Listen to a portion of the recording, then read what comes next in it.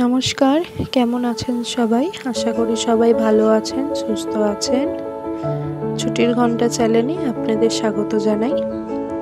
আজ আমরা চলেছি বাঁকুড়ার উদ্দেশ্যে। এখন ঘড়িতে বাজে ভোর 5:30।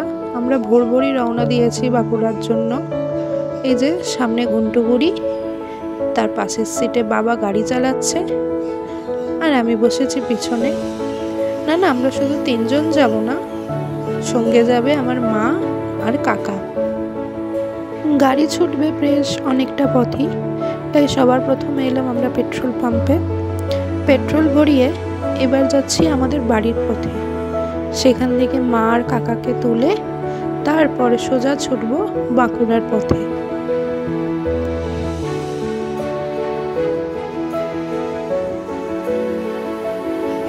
এটি আমাদের এখানের সবথেকে বড় বাজার। আপনারা হয়তো নাম শুনে থাকবেন, জিঞ্জিরা বাজার।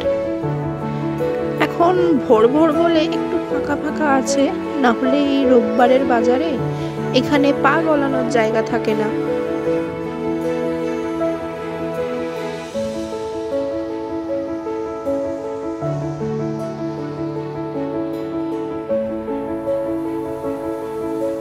আমরা চলে এসেছি আমাদের বাড়ির এখানে। এখান থেকে মা আর কাকা গাড়িতে উঠে যাবে। এই যে নাতনি আর দিদুন একসাথে হয়ে গেছে। দিদুন তার জন্য একটা মেলা থেকে মোবাইল কিনে এনেছে, সেটা নিয়ে এখন একটু ব্যস্ত হয়ে পড়েছে। আর কাকা বসেছে সামনে জামাইয়ের পাশে।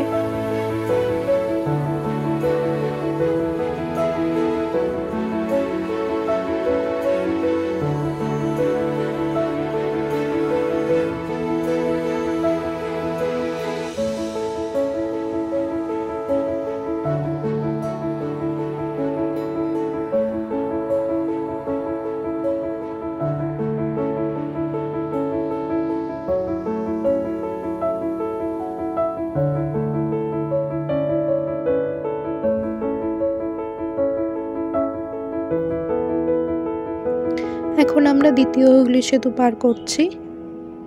আপনাদের তো বলাই হয়নি আমরা কোথায় যাচ্ছি। আমরা যাচ্ছি আমার ছোটবেলার বান্ধবীর বাড়ি বাঁকুড়া ইন্দপুরে।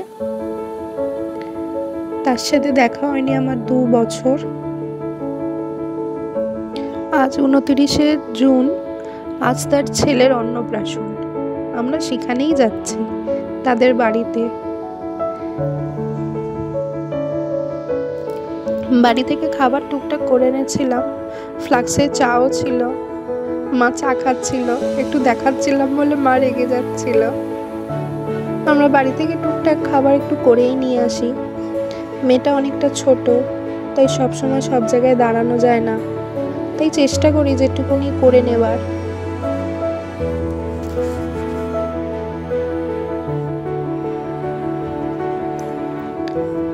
রাস্তার চারিদিকে সবুজে ঘেরা। বৃষ্টির জল পেয়ে গাছগুলো আরো বেশি সতেজ হয়ে উঠেছে।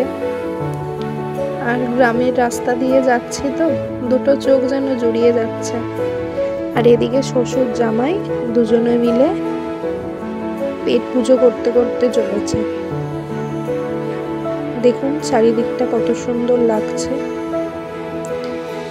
পুরো আকাশটা কালো মেঘের চাদরে ঢাকা। মাঝে মাঝে টুকটাক বৃষ্টিও হচ্ছে। আর দেখুন চারিদিকটা সবুজ মাঠে ঘেরা। এখন ধানের সময়, ধান লাগানো হয়েছে, ছোট্ট ছোট্ট চারা লাগিয়েছে। কিন্তু কি অপূর্ব যে দৃশ্য, আপনি চোখের সামনে না দেখলে বুঝতে পারবেন না।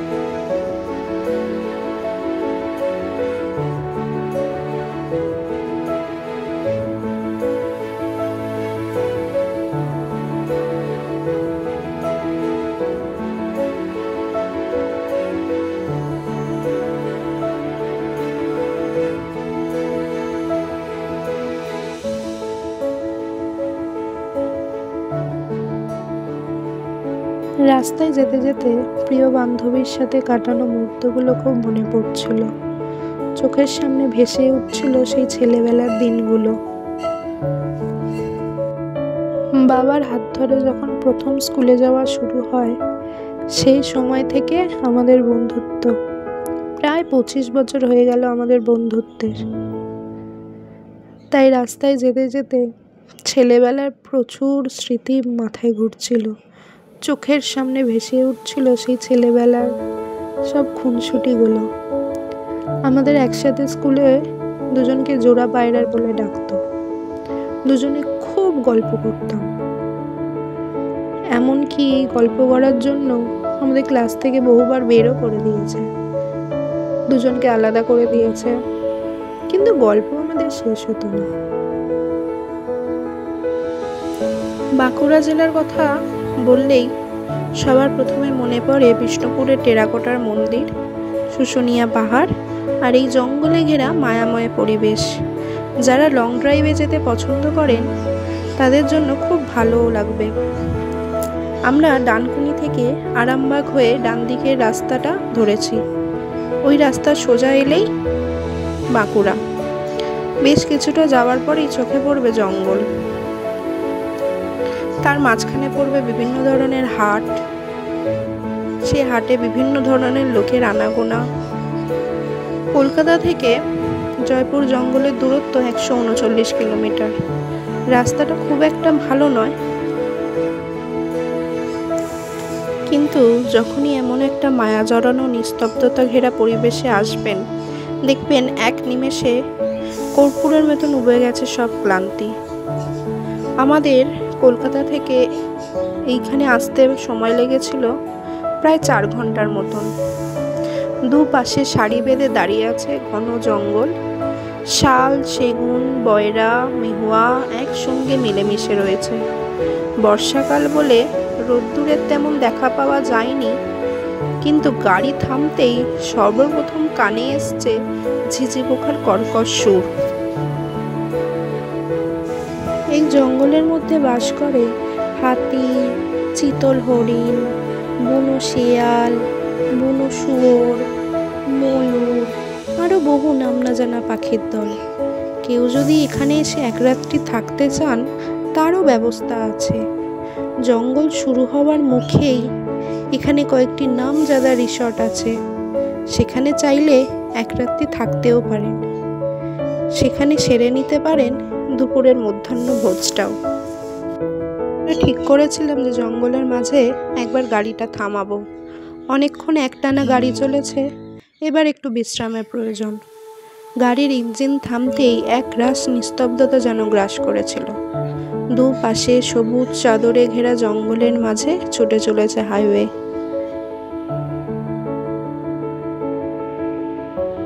ততক্ষণ পরে বাবার কোলে উঠতে পেরে মনে এক অসীম শান্তি পেয়েছে। ও থাকুক ওর বাবার কাছে, আমি আর মা চলেছি একটু জঙ্গল দেখব বলে। ভোর থেকেই আকাশের মুখ ভার ছিল, তাতে অবশ্য আমাদের লাভই হয়েছে। সুন্দর মনোরম ঠান্ডা পরিবেশে রাস্তা প্রায় ফাঁকা। বিষ্ণুপুর যেতে গেলে এই রাস্তা দিয়েই যেতে হয়। এর আগে বিষ্ণুপুর যাওয়ার সুবাদেই এই রাস্তায় এসেছিলাম এবং সেবারের মতনই বেশ মুগ্ধ হয়েছি, কিন্তু বর্ষায় এরকম রূপ দেখতে পাবো সেটা আশা করিনি। বর্ষাকালে জঙ্গল বেশ সবুজ ও মনোরম থাকে। চোখ দুটো অসীম শান্তিতে জুড়িয়ে গেছিল। জঙ্গলের এই নিস্তব্ধতা ছেড়ে কোথাও যেতেই ইচ্ছা করছিল না, কিন্তু সময়ের কাছে আমরা সবাই বাঁধা। তাই বেরিয়ে পড়লাম আমার প্রিয় বান্ধবীটির বাড়ি যাওয়ার পথে।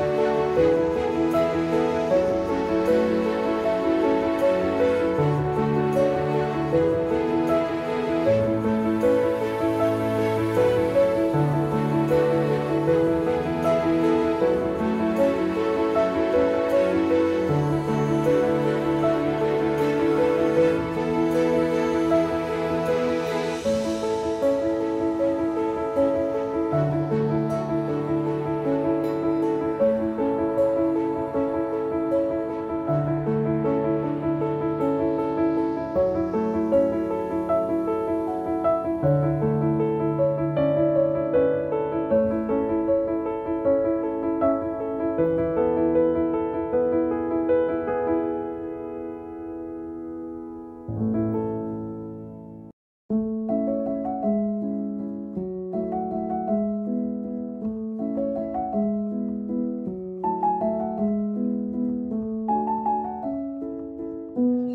পরিবেশের শোভা নিতে নিতে অবশেষে আমরা তাদের বাড়ি চলেই এসেছি। গেটের মুখে ঢোকার সময় দেখি কাজুর জন্য জল সইতে যাবে, সেজন্য ব্যান্ড পার্টি বাজিয়ে সবাই আনন্দ করছে। আমার মাও সঙ্গে তাল মেলাতে শুরু করে দিয়েছে তার নাতনিকে। আর ওই যে দূরে কাকা দাঁড়িয়ে আছে, কাকাও দেখছে।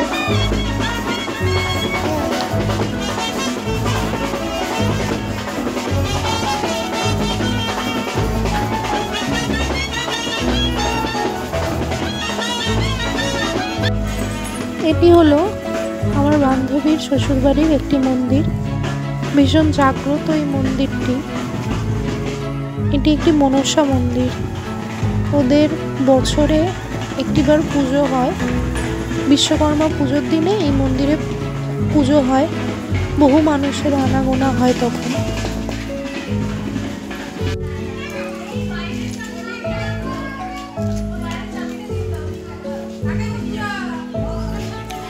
মন্দির দেখেই আমরা চলে যাই সোজা বাড়িতে, কারণ বাইরে বৃষ্টি না হলেও কিন্তু একটা গরম ছিল। গরমে মেয়ে আর পাচ্ছিল না, তাই আমি মেয়েকে নিয়ে বাড়ি চলে যাই।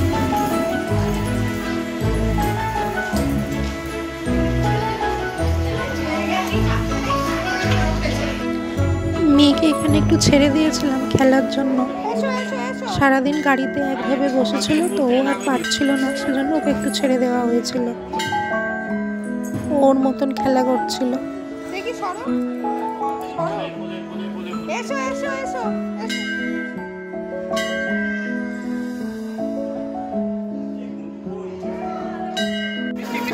কাজুকে এখানে ভাত খাওয়ানো হচ্ছে। কাজুকে কাজুর মামা ভাত খাইয়ে দিচ্ছে। আর পাশে দেখুন যে সুন্দর করে সেজে গুজে বসে আছে, ওটি হচ্ছে আমার বান্ধবী।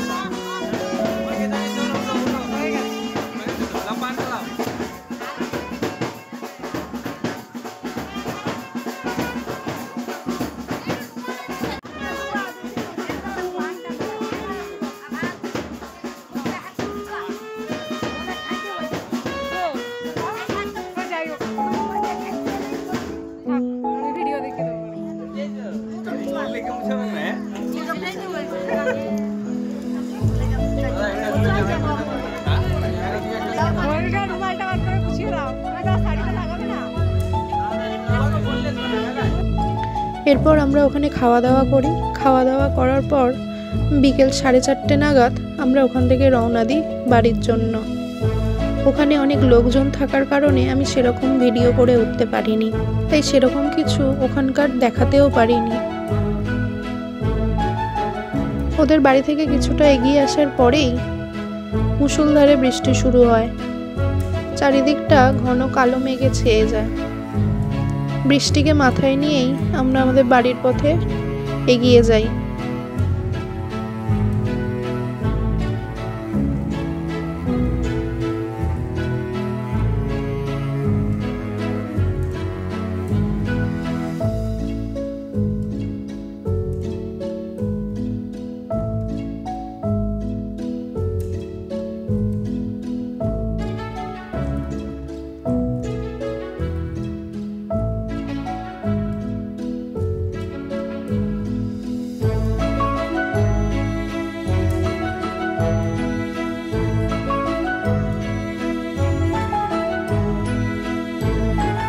অন্য সময় নদীগুলি শুকনো থাকলেও বৃষ্টির জল পেয়ে দামোদর নদ একদম ফুলে ফেপে উঠেছে। বাড়ি ফেরার সময় আমরা আর আরামবাগ হয়ে ফিরিনি, আমরা ফিরেছিলাম দুর্গাপুর হয়ে। আমার মতে বাঁকুড়া বিষ্ণুপুর আসতে হলে ডানকুনি আরামবাগের রাস্তাটা অ্যাভয়েড করে দুর্গাপুর হয়ে আসাই শ্রেয়। রাস্তাটা খুব ভালো। আমরা যেহেতু দুর্গাপুর হয়ে ফিরেছি, তাই দুর্গাপুর ব্যারেজটাও দেখা হয়ে গেল আমাদের। ভিডিওটা এখানেই শেষ করছি। যদি কিছু ভালো লাগে থাকে অবশ্যই জানাবেন। আবার দেখা হবে অন্য কোনো ভিডিও নিয়ে।